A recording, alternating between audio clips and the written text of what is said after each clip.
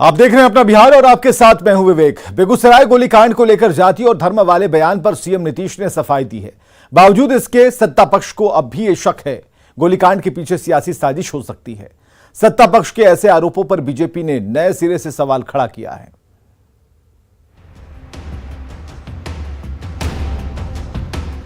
इसका मतलब है कि कोई ना कोई करने वाला जानबूझ करके धंधा किया है। एक तरफ नहीं, एक तरफ जहां पर किया है गड़बड़ी वो सब पिछड़े वर्ग के हैं और एक तरफ जो हंगामा हुआ है वहां पर मुस्लिम कम्युनिटी के हैं। तो इस तरह से करके कोई ना कोई धंधा जरूर किया और हमने कहा कि हर तरह से एक एक चीज का पता करिए। बेगूसराय गोलीकांड पर सीएम नीतीश का यह बयान विवाद की वजह बन गया। कहा जाने लगा कि सीएम गोलीकांड वाले इलाके को मुस्लिम और पिछड़ा बहुल बताकर जातीय और धार्मिक रंग दे रहे हैं, जिस पर उन्हें सफाई देनी पड़ी। कहा तो वहाँ का आदमी जो बोल रहा था तो ही ना हमसे पूछे तो बोल दिए कि उस इलाकवा में जहाँ भी हुआ आज जिसको मार दिया वो कौन था, लेकिन घायल हुआ है उसमें तो विभिन्न जातियों के भी लोग हैं। मुख्यमंत्री ने सफाई देने के साथ ही गोलीकांड पर हो रही सियासत पर भी सवाल उठाए।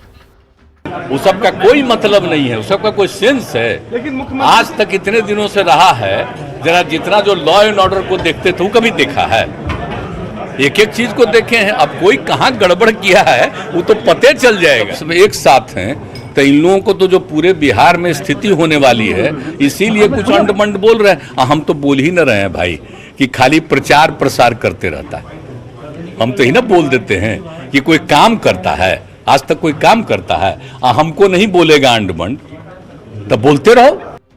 वहीं डिप्टी सीएम तेजस्वी यादव ने गोलीकांड पर सवाल उठा रही बीजेपी पर ही समाज में जहर घोलने का आरोप लगा डाला।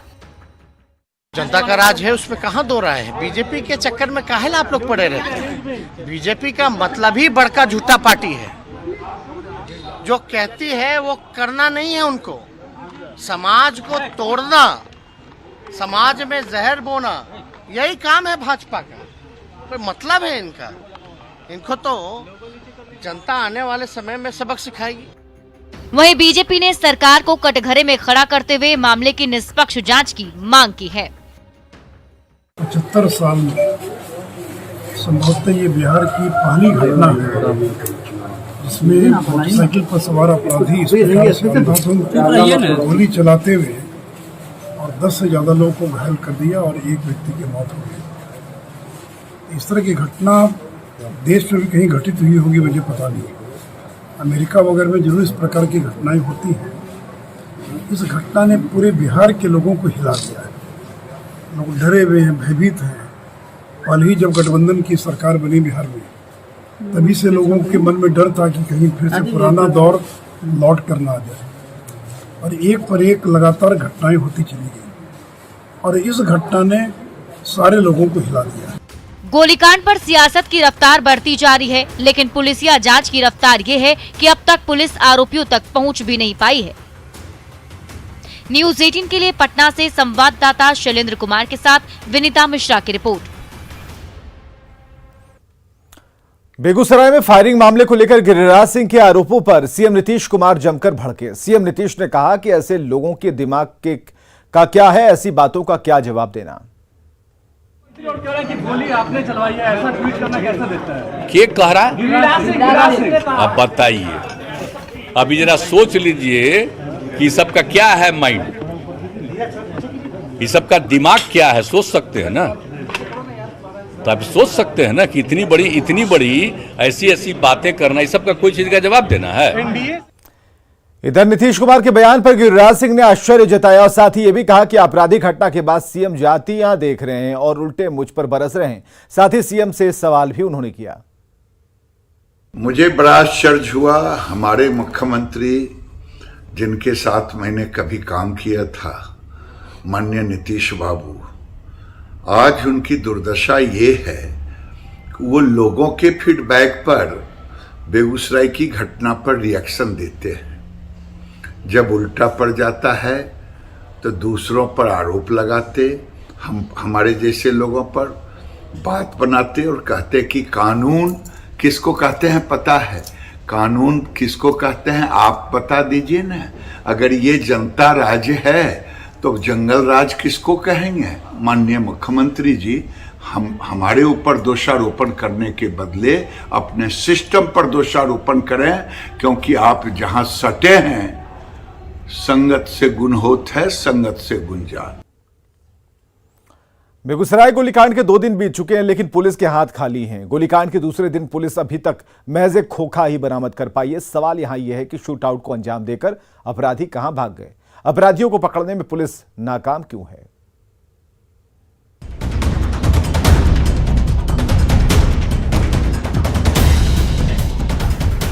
इन्हीं 4 बंदूकबाजों ने मंगलवार को बेगूसराय को थर्रा दिया था।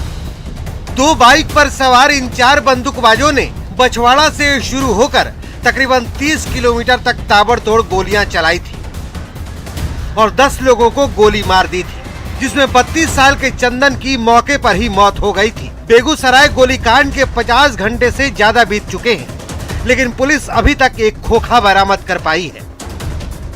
बछवाड़ा के गोधना के नजदीक एक खोखा मिला है। मंगलवार को वारदात हुई, लेकिन पटना से फोरेंसिक टीम को पहुंचने में 2 दिन लग गए। अभी हम खड़े हैं तीसरा घटना स्थल जो है ये फुलवरिया थाना क्षेत्र का जो है ये पिपरा का इलाका है। यहाँ जल्दी यहाँ लोग आते नहीं हैं और सुनसान इलाका होने की वजह से यहाँ भी हम दिखाने की कोशिश कर रहे हैं। फोरेंसिक टीम के द्वारा यहाँ जांच की जा रही है। हैरानी की बात यह है कि गोलीकांड में 2 नहीं बल्कि 4 बदमाश शामिल थे। ये पता लगाने में पुलिस को 24 घंटे से भी ज्यादा का वक्त लग गया। पुलिस अभी तक न तो अपराधियों के गिरबान तक पहुंच पाई है और न ही ये पता कर सकी है कि गोलीबारी में कितने या कौन से हथियारों का इस्तेमाल किया गया। जो फोटोग्राफ्स मिले हैं उसमें ये जनरली यंग एज के ही लड़के दिख रहे हैं। 2 मोटरसाइकिल हैं जिस पर टोटल 4 लोग बैठे हुए हैं और उनकी जो डिटेल्स हैं जो उनके कपड़ों का है वो भी हम लोग ने नोट किया है और उस जानकारी को भी हम लोग ने हमारे जो आसपास के जिले हैं या जितने भी थाने हैं सब जगह हम लोग ने शेयर किया है। बेगूसराय गोलीकांड जाहिर तौर पर पुलिस की नाकामी का नतीजा है। पुलिस इस बात को दबी जुबान से मानती भी है, क्योंकि लापरवाही के आरोप में 7 पुलिसकर्मियों को सस्पेंड भी कर दिया गया है। अब सवाल है कि शूटआउट को अंजाम देकर कहां भाग गए अपराधी? अपराधियों को पकड़ने में अब तक पुलिस नाकाम क्यों है? इस तरह की वारदात के पीछे अपराधियों की मंशा क्या थी? जाहिर है इस वक्त बिहार में रहने वाले हर बाशिंदे के जेहन में यही सवाल कौंध रहा है। न्यूज़ 18 के लिए छपरा से संतोष कुमार की रिपोर्ट। बिहार में लगातार हो रही अपराध की घटनाओं पर सियासी बहस छिड़ गई है। विपक्ष कह रहा है कि लोग दहशत में हैं, जबकि सरकार के मंत्री कह रहे हैं कि घटनाओं को बढ़ा चढ़ाकर दिखाया जा रहा है। प्रचार प्रसार खाली उल्टा पुल्टा। 48 घंटे से ज्यादा हो गए, लेकिन बेगूसराय के बदमाशों का अब तक कोई सुराग नहीं। बेगूसराय का शोर अभी थमा भी नहीं था कि बिहार में हुई एक के बाद एक वारदातों ने कानून व्यवस्था को कटघरे में खड़ा कर दिया। इस घटना ने पूरे बिहार के लोगों को हिला दिया है। लोग डरे हुए हैं, भयभीत हैं। कल ही जब गठबंधन की सरकार बनी बिहार में, तभी से लोगों के मन में डर था कि कहीं फिर से पुराना दौर लौट कर ना आ जाए, और एक पर एक लगातार घटनाएं होती चली गई। भागलपुर में सिल्क व्यवसायी की हत्या कर दी गई। पटना से हॉस्पिटल संचालक का अपहरण कर लिया गया। ये अलग बात है कि पुलिस ने हॉस्पिटल संचालक को बदमाशों के चंगुल से छुड़ा लिया। वहीं मुजफ्फरपुर में 1.5 करोड़ की रंगदारी न देने पर बदमाशों ने कपड़ा कारोबारी की दुकान में ताला जड़ दिया। नवादा में पीट कर युवक की हत्या। बाढ़ में गला दबाकर छात्र की हत्या कर दी गई। लूट और चोरी की घटनाओं की बात ही मत करिए, लेकिन जब बिहार में बढ़ते अपराध पर सवाल होता है तो राज्य के डिप्टी सीएम आंकड़ा गिनाने लगते हैं। बीजेपी शासित राज्यों का अपराध गिनाने लगते हैं। भाई भाजपा के लोगों को एनसीआरबी का रिकॉर्ड भी तो पढ़ लेना चाहिए। उन्हीं का केंद्र सरकार का गृह रिपोर्ट जो है एनसीआरबी का, उसमें तो बिहार जो है 22वें स्थान पे है। तो किस बेस पे कह रहे हैं? दिल्ली जो है अपराध में कितना बढ़ गया है? दिल्ली में अपराध, यूपी डेली कुछ ना कुछ एक से एक अपराध जो है वहाँ होता रहता है। तो क्या वहाँ राम राज्य है क्या यूपी में? यही बिहार के मुख्यमंत्री नीतीश कुमार का कहना है कि किसी भी घटना को बढ़ा चढ़ा कर दिखाया जा रहा है। कहां पर क्या दिक्कत हो रही है, किस तरह की कोई दिक्कत है सब लोगों को, लेकिन प्रचार प्रसार खाली उल्टा पुल्टा चलता है। राजनीतिक आरोप प्रत्यारोप अपनी जगह है, लेकिन हाल के दिनों में हुई घटनाओं ने कई गंभीर सवाल खड़े कर दिए हैं। Bureau report, news 18 network. प्रचार प्रसार खाली उल्टा पुल्टा। बीजेपी पर तेजस्वी के आरोप पर बीजेपी नेता संजय मयूख ने पलटवार किया। संजय मयूख ने कहा कि तेजस्वी यादव कौन होते हैं सर्टिफिकेट देने वाले, आने वाले समय में कौन सच्चा और कौन झूठा है ये जनता तय करेगी।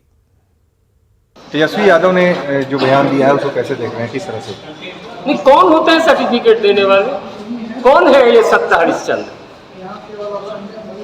हमारे बारे में जनता तय करेगी कि कौन सच्चा है कौन झूठा है। एक ऐतिहासिक घटनाक्रम पर जिसमें सरकार को शर्म आनी चाहिए, वह सरकार बगले झाँक रही है, सरकार दूसरे के माथे थोप रही है। या बीजेपी सरकार में है? बीजेपी सरकार में नहीं है, सरकार में आप हैं। जवाब आपको देना है कि इतनी बड़ी घटना हुई कैसे। बिहार के मुख्यमंत्री नीतीश कुमार ने एक बार फिर विशेष दर्जे की मांग की है। नीतीश कुमार ने बड़ा ऐलान करते हुए कहा कि 2024 में अगर केंद्र में उन लोगों की सरकार बनी तो बिहार समेत सभी पिछड़े राज्यों को विशेष राज्य का दर्जा दिया जाएगा। 2022 में 2024 की बात होने लगी है। एक बार फिर विशेष राज्य की सियासत का जिन्न जाग गया है। गुरुवार को बिहार के मुख्यमंत्री नीतीश कुमार ने बिहार को विशेष राज्य के दर्जे को लेकर बहुत बड़ी बात कह दी। नीतीश कुमार ने कहा, अगर 2024 में हमें केंद्र में सरकार बनाने का मौका मिलेगा तो निश्चित रूप से बिहार के अलावा और भी जो पिछड़े राज्य हैं उन्हें विशेष राज्य का दर्जा मिलेगा। अगली बार में इन लोगों की जगह पर हम लोग जो चाह रहे हैं कि ज्यादा से ज्यादा लोग एकजुट होकर के अगर लगेंगे सरकार बनाएगी तो जो सरकार बनेगी निश्चित रूप से पिछड़े राज्यों को विशेष राज्य का दर्जा क्यों नहीं देगी। हम सिर्फ बिहार की बात नहीं कर रहे हैं, कुछ अन्य पिछड़े राज्यों की भी बात कर रहे हैं जिनको मिलना चाहिए, जहां की मांग है होना चाहिए। नीतीश कुमार के विशेष राज्य के दर्जे वाले बयान पर बिहार सरकार के पूर्व मंत्री शाहनवाज हुसैन ने तंज कसा है। शाहनवाज हुसैन ने कहा कि साल 2024 में भी पीएम मोदी के नेतृत्व में ही सरकार बनेगी। आप काम कीजिए ना, आपको कौन रोक रहा है? ये एक बहाना होता है कि विशेष राज्य, आप विशेष मेहनत कीजिए बिहार पे। बहुत उड़ीसा, आसाम, ये राज्य जो हमसे पीछे थे वो हमसे आगे हो गए, तो काम करना पड़ेगा।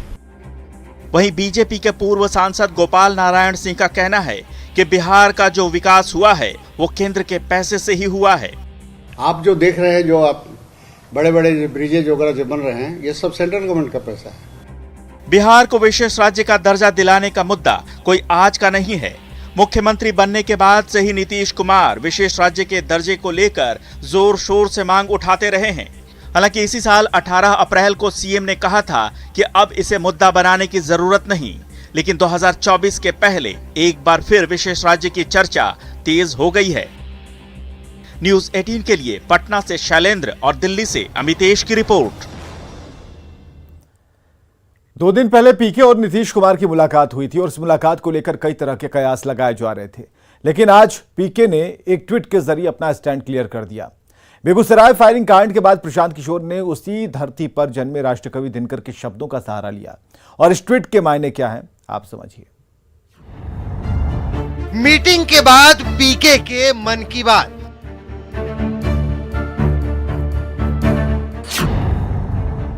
नीतीश को पीके की ना बाबा ना।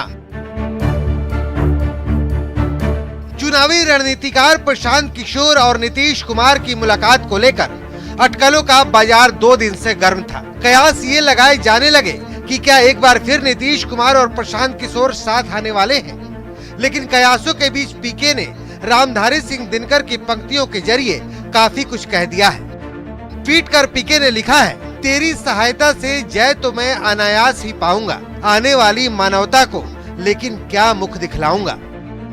माना जा रहा है कि पीके का ये ट्वीट नीतीश कुमार के लिए है, जिसमें इस बात की ओर इशारा किया गया है कि नीतीश चाहते थे कि पीके उनके साथ आ जाएं, लेकिन उन्होंने मना कर दिया। दरअसल 13 सितंबर को प्रशांत किशोर और नीतीश कुमार की मुलाकात हुई थी, जिसकी पुष्टि खुद नीतीश कुमार ने बुधवार को की थी। प्रशांत किशोर कल मिले आपसे? आप वो मिले हैं तो उन्हीं से न बतिया लीजिए। क्या मिले, क्या बात हुई, क्या कोई खास बात आप नहीं। चाहते हैं कि साथ आ जाएं? नहीं, ऐसा कुछ नहीं, हमसे कोई ऐसी बात नहीं। साथ आ सकते हैं, साथ आ सकते हैं प्रशांत किशोर। देखिए भाई, हम बात आप लोगों से निवेदन करेंगे कि उन्हीं से बात की। सर एक और ऐसा कोई बातचीत खास ये सब। दरअसल प्रशांत किशोर लगातार नीतीश कुमार के शासन पर सवाल उठाते रहे। अपनी स्वराज यात्रा के दौरान भी लगातार नीतीश पर तीखा प्रहार करते रहे। आश्चर्य की बात है कि 17 साल मुख्यमंत्री रहने के बाद आपको याद आया कि 10 लाख सरकारी नौकरी दी जा सकती है। अगर आप इसको दे सकते हैं या दे सकते थे तो अभी तक रुके हुए क्यों थे? पहले ही दे देना चाहिए था।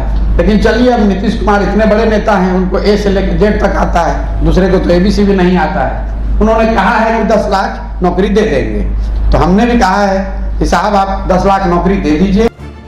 प्रशांत किशोर ने ट्वीट के जरिए नीतीश कुमार को निशाने पर लिया है या कोई और बात कही है, लेकिन राजनीति के जानकार अपने अपने तरीके से इसकी व्याख्या कर रहे हैं। नीतीश कुमार से मिलने के बाद किए ट्वीट में प्रशांत किशोर ने खुद को तो कर्ण बताया है, लेकिन सियासी गलियारों में चर्चा इस बात की है कि पीके ने सांप किसे कहा है। पटना से न्यूज़ 18 के लिए शैलेंद्र कुमार के साथ आनंद अमृत राज की रिपोर्ट। सीएम नीतीश कुमार और प्रशांत किशोर की मुलाकात के बाद चर्चा है कि क्या पीके फिर नीतीश कुमार के साथ आएंगे। लेकिन इस मुलाकात के चंद घंटे बाद ही प्रशांत किशोर ने एक ट्वीट कर सरगर्मी बढ़ा दी है और प्रशांत किशोर अभी उनके बारे में कई चीज़ें कही गई हैं। अशोक चौधरी ने कहा है कि प्रशांत किशोर का ट्वीट अच्छे सेंस से नहीं किया गया है और प्रशांत किशोर अभी इतने बड़े नहीं हुए कि बिहार में किसी को झटका दे सकें। अशोक चौधरी हमारे साथ बिहार सरकार के वरिष्ठ मंत्री या जेडीयू नेता।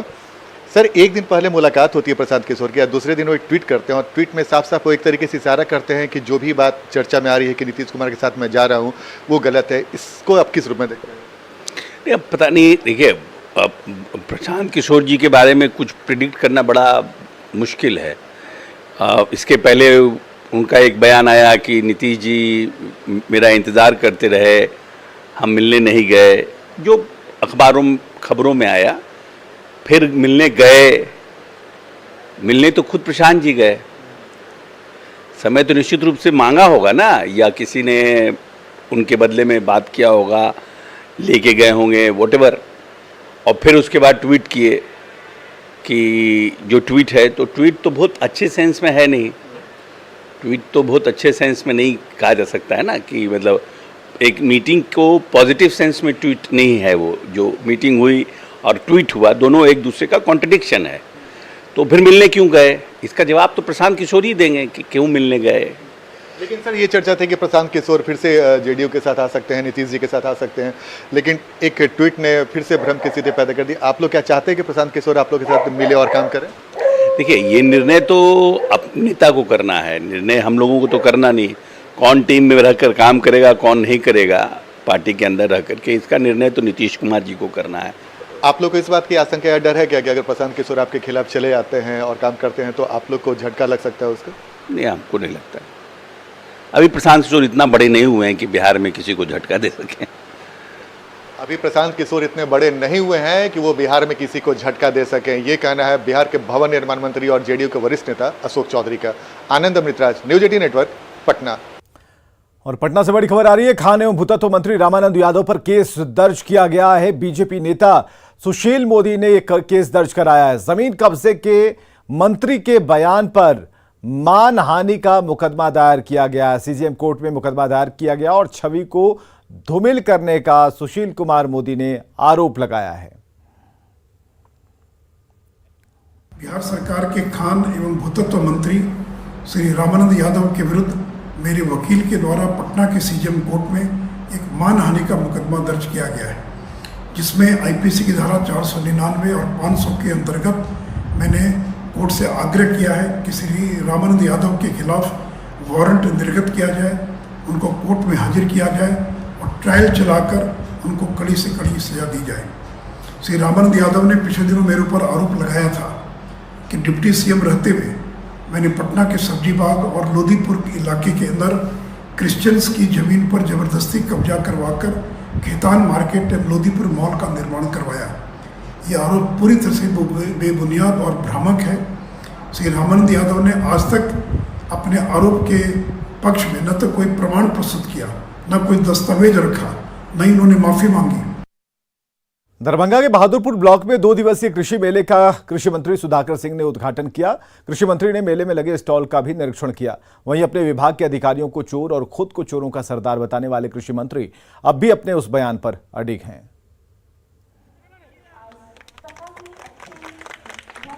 विभिन्न हम आयोजन करते हैं, डेमोन्स्ट्रेशन देते हैं कि आपकी खेती कैसे लाभकारी हो।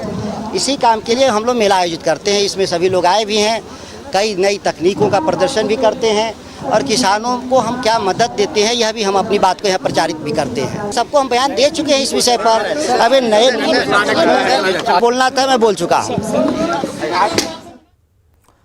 रोहतास से आदिवासी लड़कियों को महाराष्ट्र के नागपुर ले जाकर धर्म परिवर्तन कराने का बड़ा मामला सामने आया है। आरोप है कि कंप्यूटर शिक्षा से आदिवासी लड़कियों को नागपुर ले जाया जाता है, जहां उनका धर्म परिवर्तन कराया जाता है। इसके पीछे ईसाई मिशनरीज की साजिश बताई जा रही है और इसका खुलासा तब हुआ जब आरपीएफ ने डेहरी स्टेशन से एक नाबालिग लड़की का रेस्क्यू किया है और उसकी निशानदेही पर पिपराडीह गांव में एक कमरे से 8 लड़कियों को रिहा कराया, जिनमें 2 झारखंड के गढ़वा की हैं। लड़कियों को रिहा कराने वाली सविता डे ने बताया कि कैमूर पहाड़ी पर ईसाई मिशनरीज सक्रिय हैं, जो गरीब बच्चियों को शिक्षा देने और नौकरी दिलाने के नाम पर दूसरे शहरों में ले जा रहे हैं। जो हम लोग के पास आया उन बच्ची को होम में भेजा गया, जिसमें 2 बच्ची झारखंड का है और हम लोग जिसको रेस्क्यू किए थे उसमें से 2 बच्ची और एक लड़का था जो बालिग था। उन लोग को हम लोग वहीं छोड़ दिए और एक जो मीडिएटर था उनको हम लोग साथ ले लिए और सीधे ये चाइल्ड लाइन के ऑफिस तक लाए थे। परसों रात को उनको रोहतास थाना में एफआईआर करने के लिए ले गए थे और कल बातचीत के दौरान एएसपी साहब भी आए थे मैडम, उन्होंने अभी जांच का आदेश दिए हैं। अब जांच के बाद ही बताए उनके नाम पर एफआईआर होगा कि ना। और आगे देखिए जोहार झारखंड।